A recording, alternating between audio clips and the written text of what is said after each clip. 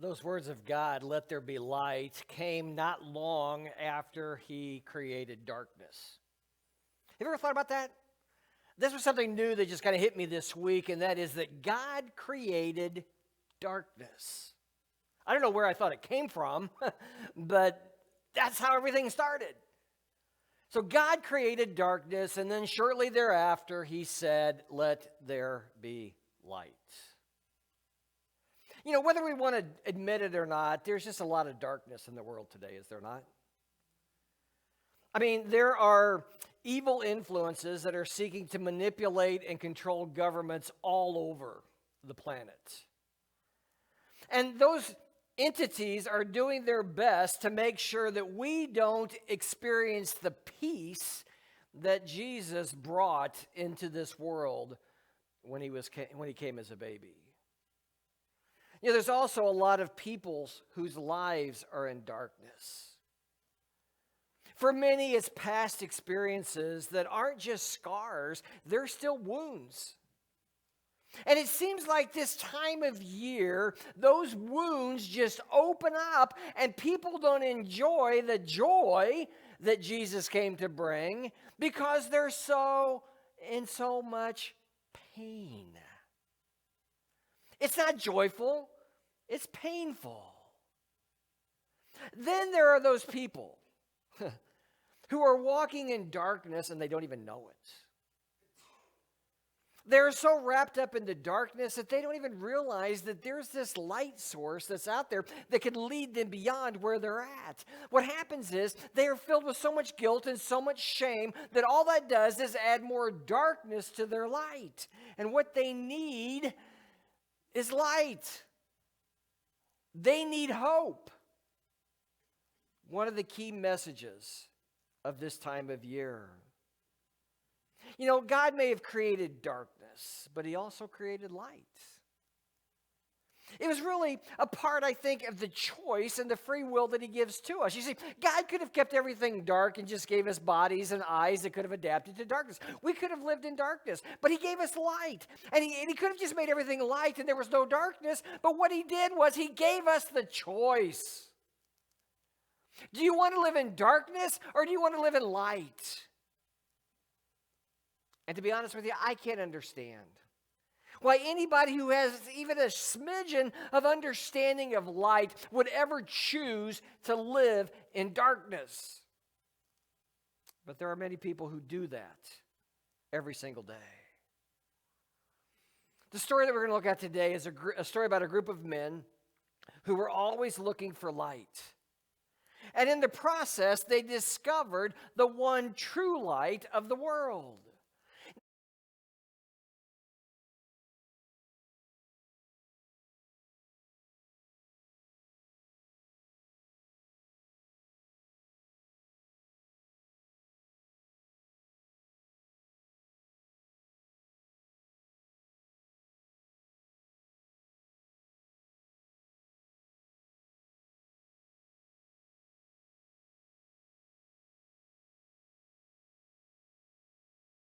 That you preach the Christmas story in, but you know what? We're going off script this year.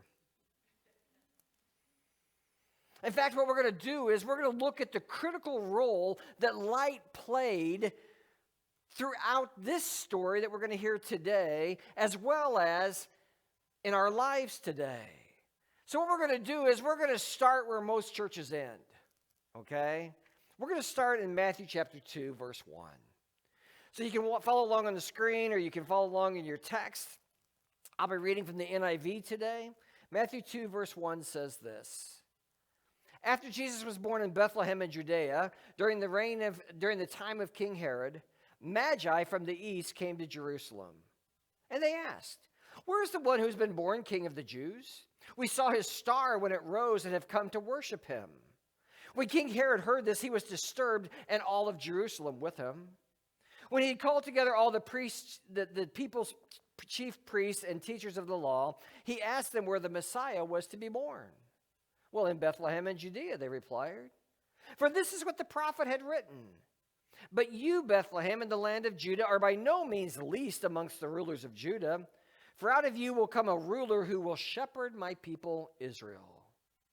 Then Herod called the Magi secretly and found out from them the exact time the star had appeared. He sent them to Bethlehem and said, Go and search carefully for this child. And as soon as you find him, report to me so that I too may go and worship him. After they had heard the king, they went on their way. And the star that they had seen when it rose went ahead of them until it stopped over the place where the child was. When they saw the star, they were overjoyed. And on coming to the house, they saw the child with his mother Mary, and they bowed down and worshiped him. And then they opened their treasures and presented him with gifts of gold, frankincense, and myrrh. And then, having been warned in a dream not to go back to Herod, they returned to their country by another route. How many of you have heard that story before? Read it? Heard it? I thought we'd get 100% on that one. You know, we probably heard the story. We've seen the story in nativity scenes. And you know what? We probably sometimes wonder about, why are these three overdressed guys bringing presents to a baby in a manger? Because sometimes those scenes are more based on tradition than they are biblical texts. For instance, why do we only have 3 wise men in the nativity scenes? Well, a common answer is, well, there's only 3 gifts that Matthew mentioned, the gold, frankincense, and myrrh, so therefore there only had to be 3 wise men. I doubt that very seriously. I bet there was a whole lot more, because to go that distance that they came from, to go to Bethlehem, my guess is there was an entourage of these guys, but all we know is that there were just 3 gifts that were presented to Jesus. That's what we know. So we can't get hung up on the number of wise men, but we can really focus on another part of the nativity scene that is not historically correct. And that is the wise men being with Jesus when he was in the manger. Tradition has it, scenes have it, that the wise men and the shepherds visited Jesus while he was still in the feeding trough. But that's not what Matthew says. In chapter 2, verse 11, it states very clearly, they showed up at a house. And the word that Matthew uses there isn't about some temporary shelter. It's not about some shack in the back. It's about an established dwelling where families lived. There had been some length of time between when Jesus was born and when the wise men actually arrived. And most Bible scholars would say that that's probably about 2 years. And they'll say that as well because, you know what, that's the age of the Herod made to kill all the babies under the age of 2, so they felt like that it was probably Jesus being about 2 years old at that time. So we got to realize the wise men didn't see Jesus as an infant. They saw him as a toddler. Now, my imagination, as you know, goes crazy. And my imagination has always been, what does a 2-year-old do with a pile of gold? Or some very expensive perfume. Or, if you look at myrrh was a medicine. It was a resin that was sometimes turned into a pill that people could take for different illnesses, but it was also an ointment that they spread on dead bodies when they were to embalm them. So think about it this way. A toddler gets these 3 presents. What's he going to do with them? My guess is he's going to play with them. My guess is he's going to have some fun with them. You know what? So the modern day nativity scenes may not be exactly like we see them in the Bible, but I think we can trust the texts of the Bible to share with us some direct applications of the stories of Christmas, even the one that I just read earlier. What I want you to do today is I want you to look at this story of these 3 guys from the East, and I want you to look at it from a little different perspective. And I want you to see it as this story speaks to us even today about the darkness in our world and the light that Jesus brings into it. And I want to help us do this by asking you three questions today about this text. But there are 3 questions that also apply about today. And the first question is, who looks for light? Who is it that's looking for light? I'm going to suggest to you it's everyone. It's all of us. It doesn't matter who we are or how old we are or what our life experiences are. We all are looking for some sort of light in our lives. In Matthew's story, this specific group of men, excuse me, were always looking for light. You know, we call them wise men. And sometimes we'll call them kings. They weren't kings. Even though the song says, "We three kings of Orient are," they weren't kings. They were more than likely priests who came from Persia, who were a part of a group of religious leaders who relied heavily on astrology to help them decipher and predict events happening in the world. This group of men then were always looking for light. They were looking into the darkness every single day to see if there were any unusual events like what we're going to read about in Genesis chapter 1, verse 14. We're going to come to that in a couple minutes. Those men who looked to the sky were very educated, okay? They were wise. They were smart guys. They were wise guys, whatever you want to call them. Today's terms, I'm sure they probably had a master's, maybe even a doctorate degree. But what they did was they looked into darkness and looked for lights. You see, that was how they tried to figure things out. They didn't have the internet. They couldn't say, "Hey, Siri, tell me about this." They looked at the stars. And that's how they began to put together the pieces of the universe.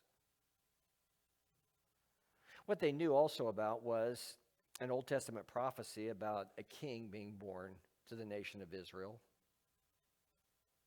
When they saw this light that was spectacular, they began to do some math. They began to recall these things, and they probably began to realize, you know what?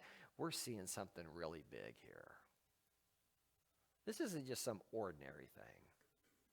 This is a big star.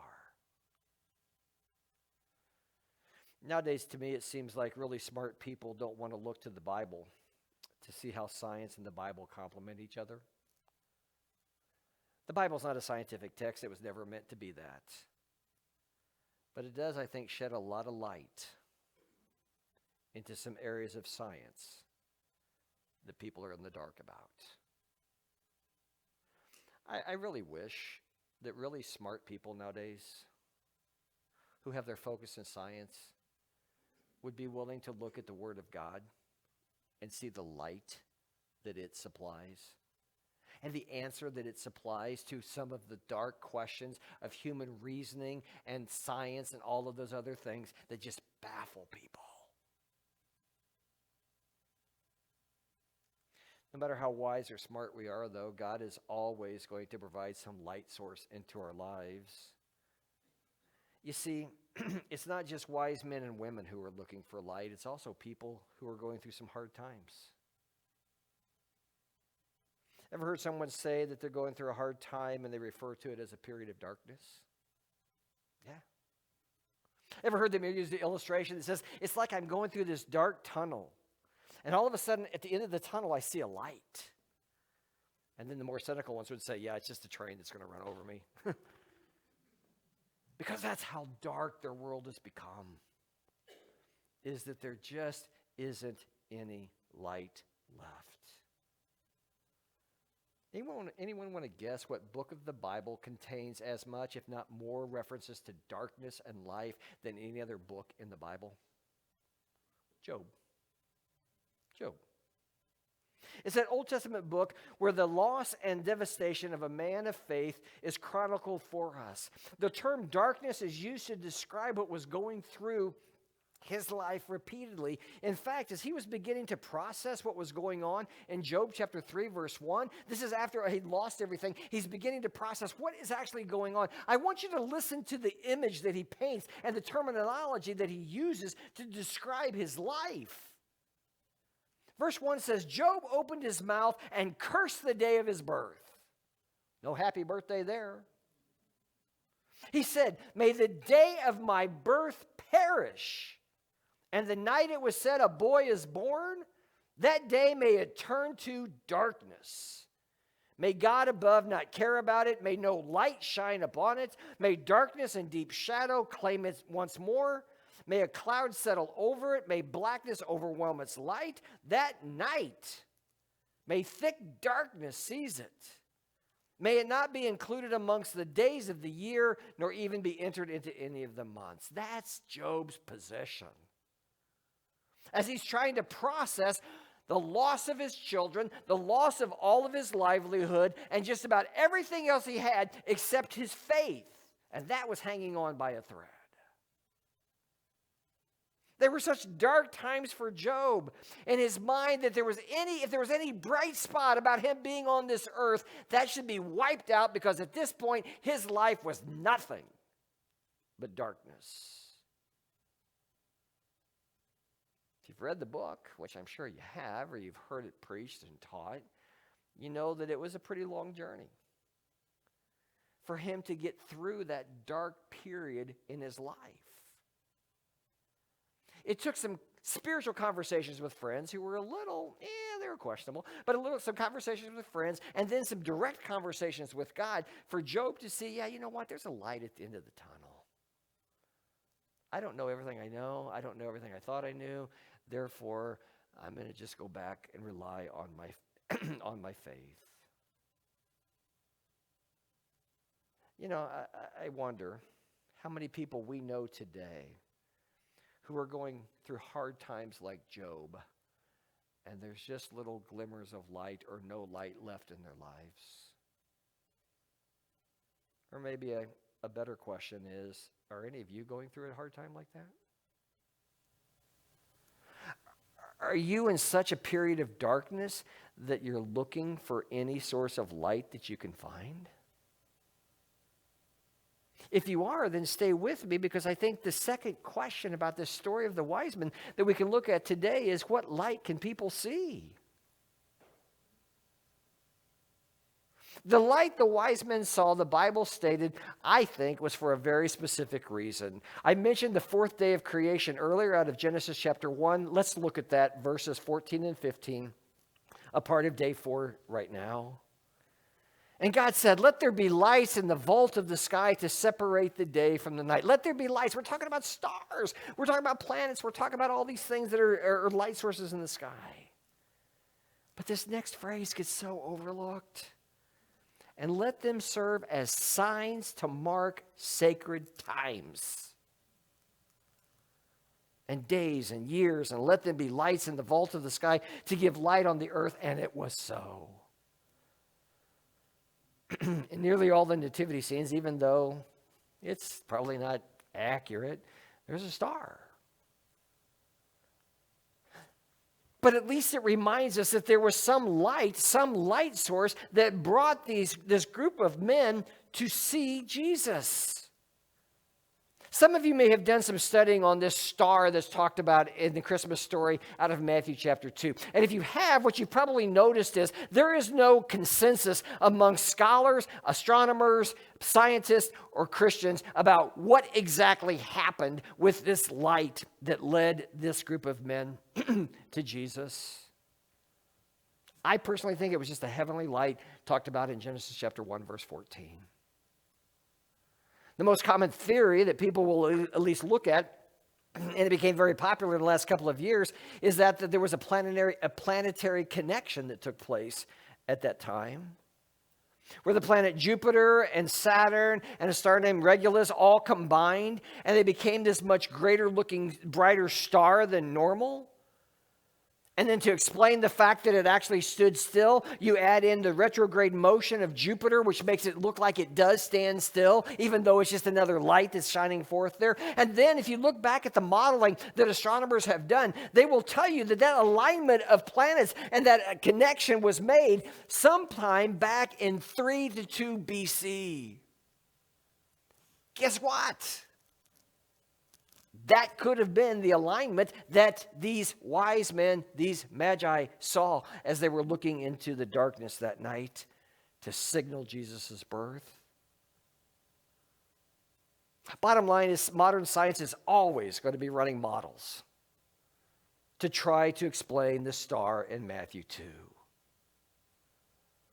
But you know what? There's no scientific explanation for that light. But we can go back to Genesis chapter 1. And could that light have been created by God when he created the universe and remained hidden to men until that very day when Jesus was born. Yeah, could have. In fact, I will believe that quicker than I will believe any other scientific theory. Because for me, it's the Bible that explains science, not the other way around. All that's confirmed, I think, when we're reading the Bible and it talks about where people who are in darkness today find light. Where do people who are going through hard times and dark times in their life find light in their darkness? My answer is in us. Us. You see, the light that God has created for people who are living in darkness today it's just you and me. He's not going to create some other constellation or anything or some light in the heavens, because he's relying on us. Those who follow Jesus are to be the shining light of people who are living in darkness. Those references that you see, let me read them real quick. Matthew chapter 5, verse 14. Jesus' words are, "You are the light of the world." Jesus said of himself in John chapter 12, verse 46, "I have come into the world as a light, so that no one who believes in me should stay in darkness." And the Apostle Paul reminds us of how important it is to put on this light in Romans chapter 13, verse 12, when he says, "The night is nearly over, the day is almost here, so let's put aside the deeds of darkness and put on the armor of light." Ephesians chapter 5, verse 8, "For you were once darkness, but now you are a light in the Lord. Live as children of light." Today, amidst all the darkness, God has created us. He's created you and me to be the light that people in the darkness need to see. But why is it that sometimes when people are in the darkest times of their life, we're not the light that takes them where they need to be? Are we that light? Are we doing our jobs? I think sometimes people may have looked to Christians in the past and said, "You know what? You didn't take me any place better than the darkness that I was already in, so I'm not going to follow you now."